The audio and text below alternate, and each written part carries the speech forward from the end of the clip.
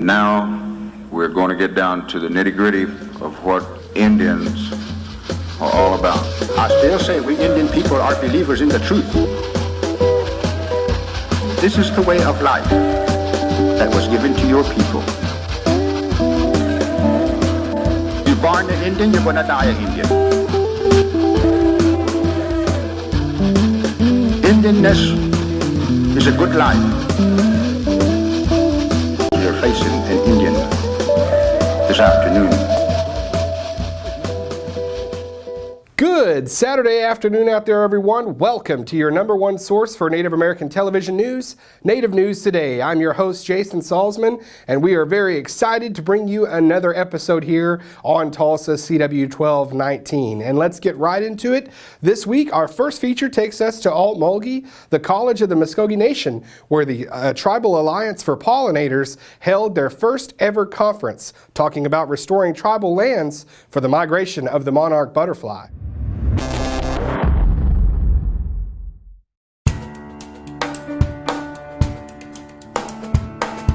Today is the debut conference. We are holding it here at the College of Muskogee Nation, a chance to show that off to all of our friends from the other tribes. This is a very special event. As a Creek citizen, it's a really, really exciting day for me. For the last 3 years, we've been working on a project with 7 tribes, including Muskogee Creek Nation, to restore habitat on tribal lands for the monarch butterfly. Monarch butterflies are in big trouble. Numbers are down 90%. We're really in danger of losing that beautiful migration. 7 tribes have banded together in a program, an alliance called Tribal Environmental Action for Monarchs. Been working on that for the last 3 years, and we had so much interest from other tribes and tribal members wanting to do this kind of work, to restore these lands back to health, to restore these native grasslands and these beautiful wildflowers, and they didn't know how because there weren't really resources here.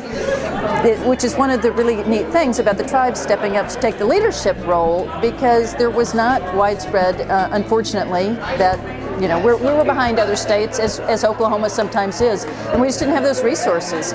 So tribes have stepped up to fill that role. Muskogee Creek Nation stepped up to fill that role, and out of that huge welling of support and more people wanting the information, we have launched a new organization called Tribal Alliance for Pollinators. We've got 17 tribes here represented. We've got 80 people registered, and people have come from as far away as California to attend this conference. So it's a tremendous, tremendous response, and we're covering all aspects of why and how to restore land.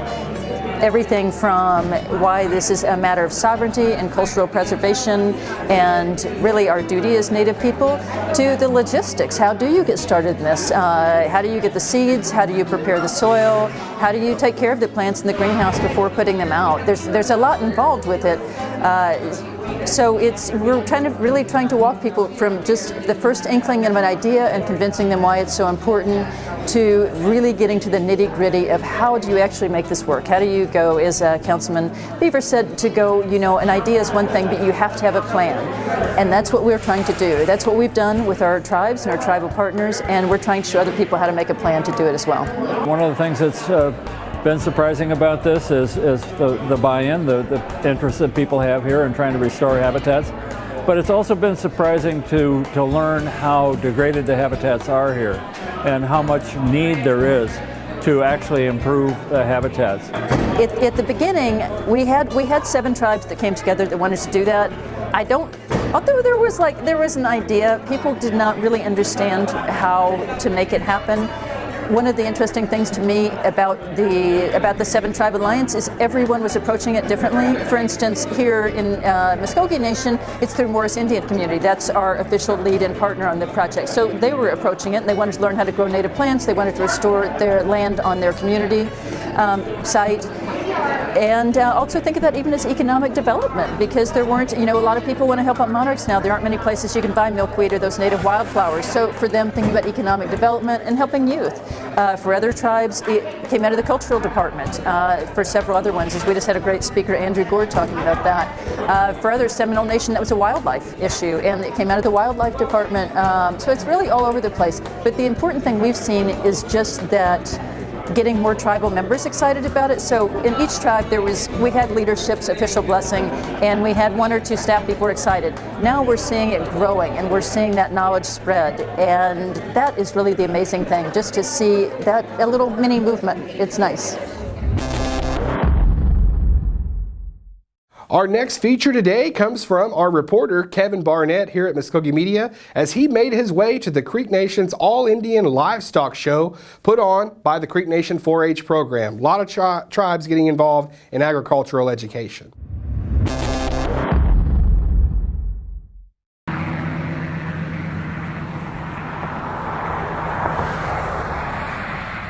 This is our 5th annual Muskogee Creek Nation All-Indian Livestock Show. It's our biggest turnout ever, and we're just tickled to death. If you won't go outside, you look in the parking lot, it's just completely full of trailers and people.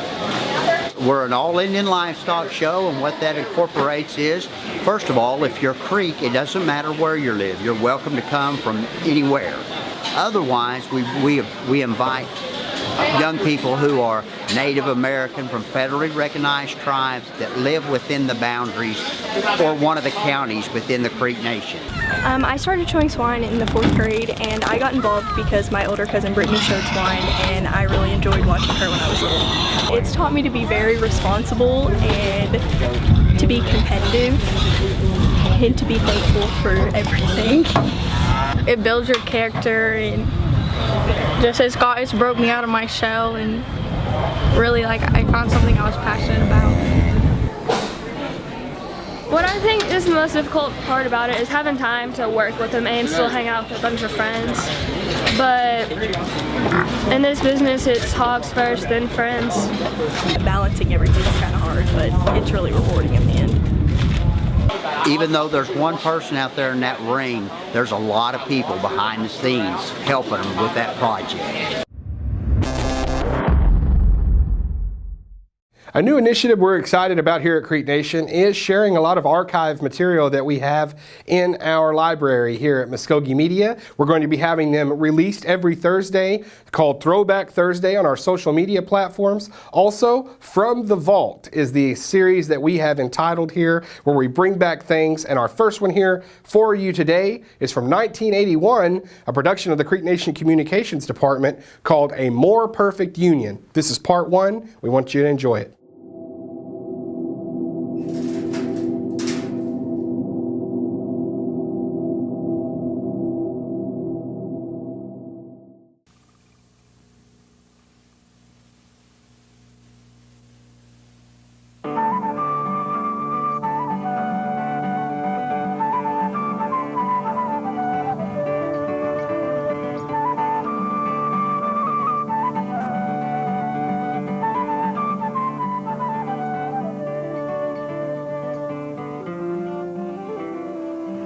If you think anything about your own government, well, do the best you can, because this is yours.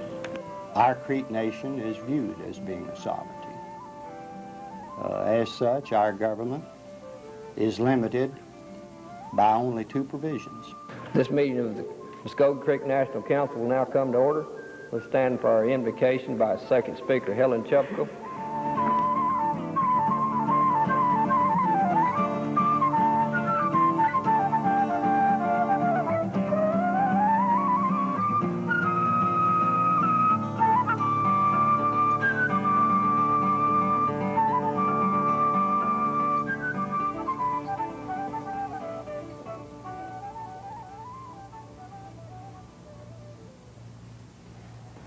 Long before the white people came to this country, my people, the Muskogee people, had settled in the southeastern region of North America.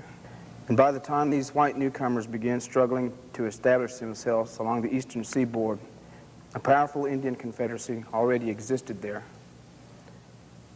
The dominant force of this confederacy was the Muskogee tribe, known to the white man as Creeks, because their towns were clustered along the streams and rivers that snaked through the land. From the ancient times, the Creek Nation has governed itself, repeatedly proving to be quite capable of the task. The form of government changed through the time because of successive crises thrust upon the Muskogee by the white man's government. But the determination to remain a vital, distinct people has continued unchanged.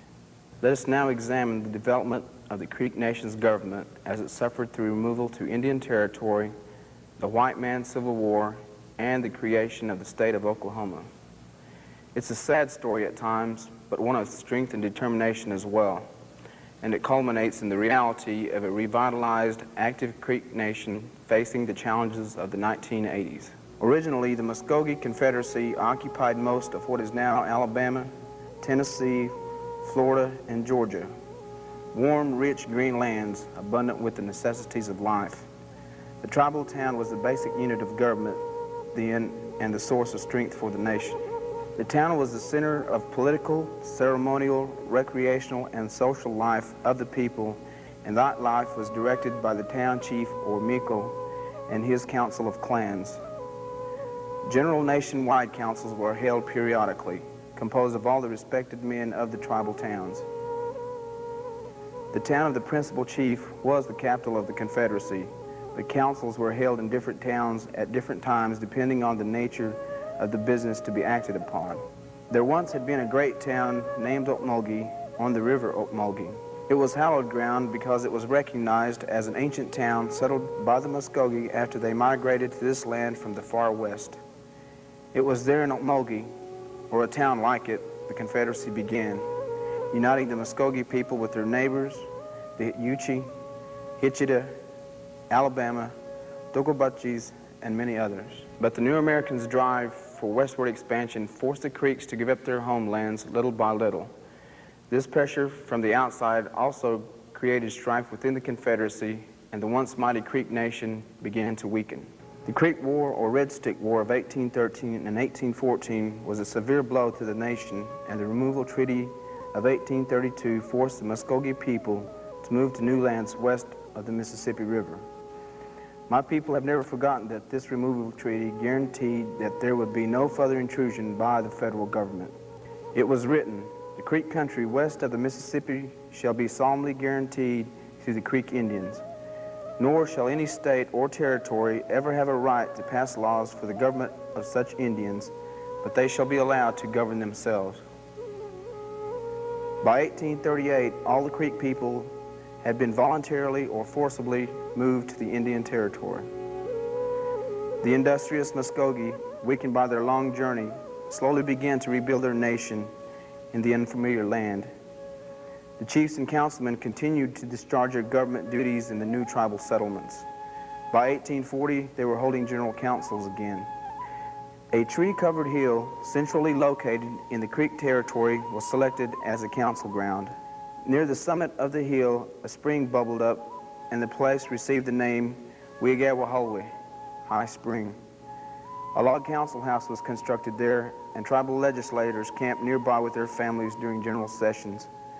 These lawmakers passed laws as needed to guide the people and modified the structure of the government as the situation called for it. Schools were built, blacksmith shops opened, and the nation began to flourish again. Then, the white man's Civil War came and ripped the nation apart once again.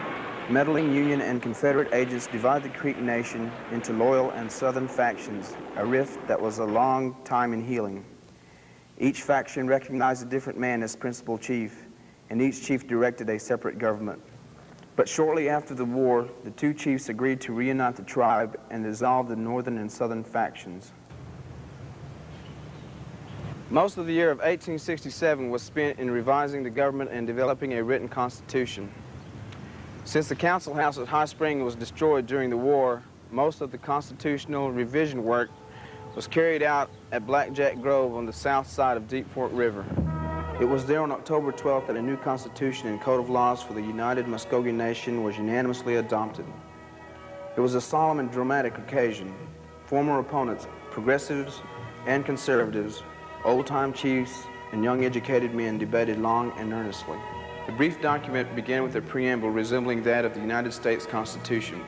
It created a legislature known as the National Council, composed of the House of Kings and the House of Warriors, reflecting the two houses of the old Confederacy. There was an elected principal chief and a second chief whose duties were similar to those of an American governor. 6 district court judges were elected by the voters, and 5 Supreme Court justices were appointed by the council. And their legal decisions were enforced by 6 companies of 5 light horsemen each, elected by the voters. A permanent capital site was selected by the council on the old town grounds of Hitchita Town on the north side of the Deep Fork. The place was named Okmulgee after the ancient town of the Muskogee Confederacy, and because a similar word in the Muskogee language, Omulgan, means for everybody. In 1878, this stone council house was built. The affairs of the nation were directed from this location until 1907, when all tribal governments in the Indian Territory were disrupted and the state of Oklahoma came into existence. Robert Trepp of Creek Nation's Government Policy and Research Department explains what happened to tribal government in 1907 and the following decades. After Pleasant Porter was elected to a 4-year term under the 1867 Constitution, his second term in 1903, he died in office in 1907 while the tribe was getting ready for its elections again. Modi Tiger, who was second chief, under the Constitution, he became principal chief. And 3 days later, he received a telegram from President Theodore Roosevelt announcing that he had been appointed to the position of principal chief. And under that appointment, he served a period of 10 years. And this began the era of the appointed chiefs. There was no legal authority for this. There was nothing in the 1906 Act or in any of the Creek agreements that provided for this. This was something the United States did all by itself without any legal authority at all. 3 more men served under these appointments up until the time of Herbert Hoover in 1930. And under Hoover, it got so bad that 2 men were appointed chief during his term for the period of 1 day. Their only duties on those days was simply to sign deeds for tribal lands or tribal interest in lands. Under Franklin Roosevelt, this whole process changed and the Creek people became involved, but it wasn't really an election process. The Bureau of Indian Affairs sponsored a vote by the Creek people, and men could file for the office of principal chief. And whoever got the most votes was considered the Creek people's nominee. Not their elected chief, but their nomination for chief. And then the President of the United States reserved the right to appoint someone else if he felt that was necessary. And that did not happen during this period. But there were about 6 or 7 different people between the time of Franklin Roosevelt and the time when John Kennedy became president that served in this way, that served as the nominee of the Creek people and the appointment of the President of the United States. Again, in the 1960s, this practice died out, and it wasn't practiced anymore. And in 1970, Congress passed an act which allowed the 5 civilized tribes, the Creeks and the other 4 tribes in eastern Oklahoma, to elect their principal chief. And the first election was held in 1971. So this whole era between 1907 and 1971, the Creek people participated in different ways in their tribal government. For a while, there was a group called the Creek Mass Meeting, which was simply an assembly of people that were interested in tribal affairs and wanted to participate. There were different groups known as the Creek Council or the Creek Indian Council. Some principal chiefs appointed their own advisory councils. Some principal chiefs tried to call elections from the tribal towns, but none of these elections were ever really representative of all the Creek people. The most tribal towns that ever participated in one of those elections was, I believe, 23 or 24 tribal towns. In 1971, the Bureau's regulations said that whoever got the most votes, they didn't need a majority, whoever got the most votes would be principal chief. And Claude Cox was elected in 1971. Chief Cox established a Constitution Committee that did some work in developing a new Constitution. He established a Constitution Commission several years later, which did further work, held hearings, and developed extensive reports. And in 1975, the National Council received their proposal and amended it and adopted it for submission to the people. Also in 1975, Chief Cox was re-elected to a 4-year term, this time with a majority of votes. In 1976, a lawsuit involving the nature of the Constitution and the nature of all these laws and appointments I've just talked about was decided in the U.S. Court for the District of Columbia. And this established the Constitution Commission, which did its work in 1977 and 1978. In the 1970s, we witnessed a gradual return of the power of Indian nations. The Creek Nation, in particular, moved rapidly toward constitutional government and self-determination.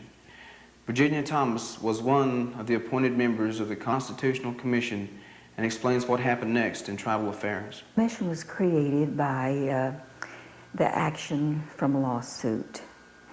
It was Allen Harjo and plaintiffs versus Thomas Klepp and defendants. In a civil action, number 74-189 in the U.S. District Courts in the District of Columbia on September of 1976. Thus, the judge, after handing down his opinion and reviewing for a long time, gave this order that they should, the plaintiffs and the defendants should meet, and the 2 representatives from the defendants, 2 representatives from the plaintiffs, and they should nominate, call for nominations and elect a chairperson. Therefore, there were many weeks of screening, talking with, and talking about the nominations, and they finally came to a conclusion on September the 20th of 1978. The Constitution Commission first drafted a format of giving information about the ratification and the referendums ordered in this court. And one was to, of course, bring up to date and fuse those 3 differences into the Constitution drafted on May the 24th, 1976. Thus, we held hearings and used media in every form.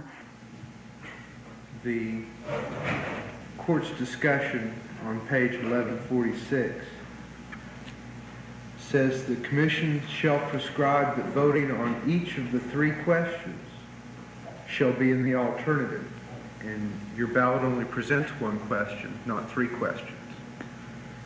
And will also have the precise responsibility for approving the precise wording of the 3 questions to be determined by the vote.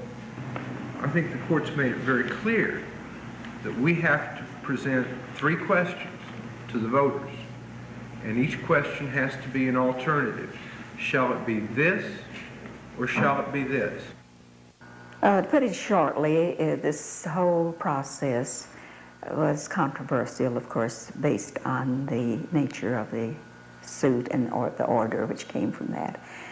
But it was controversial in the meetings as well as in the hearings, and it was the mail-outs and the various documents with which we had to deal with, and the spending of the money that was allocated for this process of drafting a new constitution.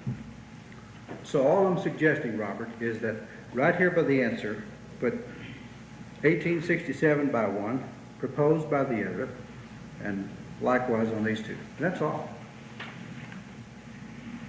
Instead, right at the end of each phrase, why don't we put the important word in Creek? What word? 1867? No. That would not solve anything. They would be confused. Put tribal town in Creek. Put geographic district in Creek. Put 1 house in Creek. Put 2 houses in Creek. Put That doesn't tell you out of which constitution these provisions come from, though. You're only interpreting the answer. You are assuming that our people want a monolithic type of vote on this thing. And if you had looked at the sample ballots which were returned to the commission by some of our voters, you would see that they're not all going Harjo's way on the 1867 Constitution. How would you know? And they are not all going Cox's way on the proposed Constitution. Our Creek people are intelligent people. They are splitting their ballot. They are voting different ways on different issues. Everything, every facet of it, even the staff selections were controversial, but at the same time, the result was what counted in this, and I think as we go along, it had become better as we ended. On October the 6th, 1979, it was ratified. The results were in favor of the Constitution being ratified by an even 200 votes. And so the new Constitution of the Muskogee Nation came into being. It is the document which forms the foundation for the current government of the nation. It begins, under the guidance of the Almighty God, our Creator, we the people of the Muskogee Nation, to promote unity, to establish justice, and to secure ourselves and our children the blessings of freedom, to preserve our basic rights and heritage, to strengthen and preserve self and local government, in continued relations with the United States of America, do ordain and establish this Constitution for the Muskogee Creek Nation. So my people have patiently endured, and now once again we are rebuilding our nation on a firm foundation. The path ahead is not smooth and the way is not clear, but together we are striving to form a more perfect union.